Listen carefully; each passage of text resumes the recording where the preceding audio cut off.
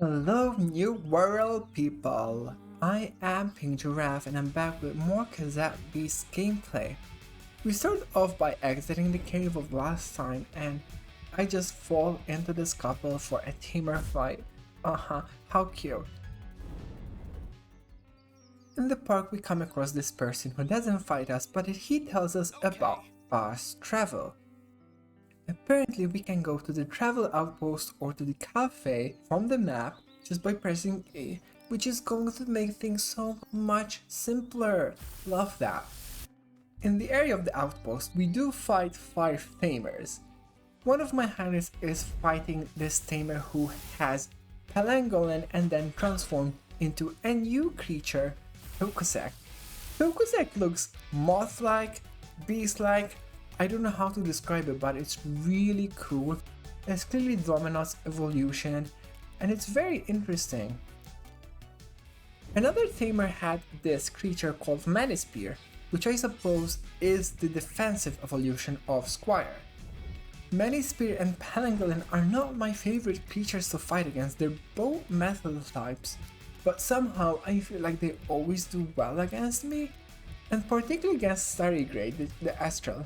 They kind of make it berserk, so it cannot go to sleep, I cannot use my strategies, so potentially that is why I find them the most frustrating to fight against, but you know, I'm sure some of you enjoy these creatures and have them on your own team. After our tour around the New World Park, we head back to Harbor Town, and in the town hall we talk to Ranger Wilma, who is selling some upgrades, which is quite interesting, right? Because we can only carry, for example, 5 rewinds with us, but now we can increase our limit. And I like that they do it like this, so you don't kind of overspend and stock too many heals and take advantage of that and make, you know, the gameplay less fun. Upstairs of the town hall is Hoy Lake, which is like a scientist who asks us some help to identify some monsters, which we're like, okay, yes, we will do that. And before heading out Harbor Town, we come across this resident who tells us a rumor about Captain Zedd. This now starts to get exciting because we now finally have a direction to go. Just east of the ranger outpost, we kind of go up this area and find Meredith, thanks to the rumor who kind of told us about her. After talking to Meredith, she says she has like an electronics store or something and she'll wait for us in Harbor Town for a little quest. So I'm like, yay, quest time. We head back and you know, she's like, you're being too optimistic, we're not gonna go back to our world. Regardless, she agrees to help us as long as we help her with finding a music record. So I'm like, sure, how hard can that be? Back in the park, I do see a fusion swarm. I must admit this would be like my 3rd time attempting this, because I did fail a couple of times, but I feel confident knowing that now I have an idea what strategy I can use. I start with Pom Bomb on Eugene, particularly because fire can melt or ignite the poison types. Now they do have a Masqueratle and Toucan Viper, so if I burn the Masqueratle and do damage over time, that would be very helpful for me. I also pick Vendimon on my side on Ping G because it has some buffs and it is steel and poison can tip the steel, which is kind of the strategy I will use. Unfortunately, by turn 2, both with the Masquerattle's multi-strike desperation and the other Crown Viper's attacks, not only does Pom Pom die, but also Eugene passes out. So for the rest of the Fusion Swarm, I have practically 1 versus 3. I use the Cold Story sticker to attack one of the Crown Vipers, leaving them burned, kind of going for that damage over time. And as I mentioned earlier, now they have to attack the steel type Vendemon, leaving me contact damage tipped, so that helps me take out the Masqueratle, for instance. The battle does not get easier, so even though I tried to use an elemental wall, it did not activate the contact tip damage, so I'm like, okay, we cannot use that. So instead I kind of had to rely on using rewinds as the items to kind of heal Ping G back up whenever I could. After the Carn Vipers take a couple of my creatures out, I do switch into Stardigrade, which has like 11 turns of poison tip or whatever, so because it has high stats in defense, I thought that this might be perhaps the best strategy for me to use. Therefore, I started to use the rewind items on the Stardigrade rather than healing the Vendemon. Having said that, I still use the Respool to revive the Vendemon just in case I will need it later on, and continue to rewind the Stardigrade once I have Carn Viper 4 and 2 only left, which is great, you know, we might have a chance at this. Eventually I take out Nevermort because that's a good strategy, and the enemy Carn Vipers raise their attacks, which give me a chance to Sonic Boom and take out one of the Carn Vipers. So now it's looking like a 1v1, we got this. But wait a second, we actually do not, cause Enemy Muskerattle 2.0 joins the fight. It's a fusion, and I'm like, are you kidding me? I tried so hard not knowing that there's another Muskerattle.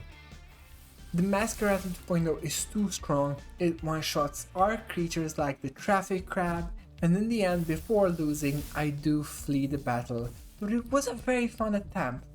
After that little fun swarm battle, I kind of go back to the area where we're looking for Captain Zedd, and there's like a little water area.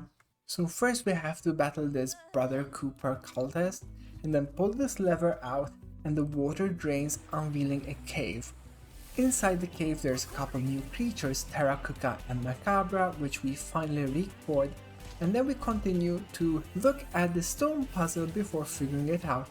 It actually is quite simple, you just need to put 3 puzzles, 3 stones on each one except the top left, and once you do that the wall kind of shifts down, which for the cave itself doesn't do much except unlocks the box, the chest, but once you go outside you can kind of continue with the area. In this area we have 3 tamer battles which kind of take long for me because I try to use Stardigrades, techniques, mind meld, sleep. It's not very efficient, like I managed to get my Traffic Crab to sleep against this Thwackalope and it just didn't really work out.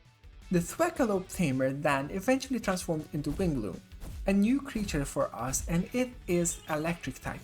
We immediately find a cool interaction with plastic, so once Traffic Crab attacks it, Wingloom becomes insulated. The insulation means that if they have a multi-target attack, it will now be single target, and the single target attacks have lower accuracy, so I definitely love the insulation status effect. The following tamer has a Muskerattle and then eventually transforms into a Jarmongold. Now Jarmongold immediately attacks with a preemptive strike, but that's not what is impressive. This is the time that I realized that wait, creatures can have 3 evolutions? So now we have an exciting thing to look for, more evolutions even for Vendemon. Now the last fight that I want to highlight did take me like 4 minutes long because it is a 2v2. I did use the Stardigrade to be tanky and take forever, but I want to highlight a couple of interactions that I quite like. The Thwackalope has some electric attacks, so when I eventually transform into Vendemon, Vendemon becomes conductive because of the electric effect on steel, which makes it take damage whenever there's an electric attack. The funnier interaction is that when I eventually transformed my Vendemon to Cloaksley Toy Thingy, which is plastic, it became static. So by static, it now has electric tip damage, kind of like the poison tip, but because I'm conductive, I do electric damage on Thwackalope. And now, because electric damage on air electrifies it, Thwackalope is conductive as well. So that was a pretty fun interaction. With those cool interactions, I'm going to end the episode. Next time, we will be discovering a new creature which unlocks a new overworld ability, and we will be facing our first captain, Zedd. So I hope you stick around and make sure to subscribe to not miss out any of the episodes. I thank you for watching, bye bye!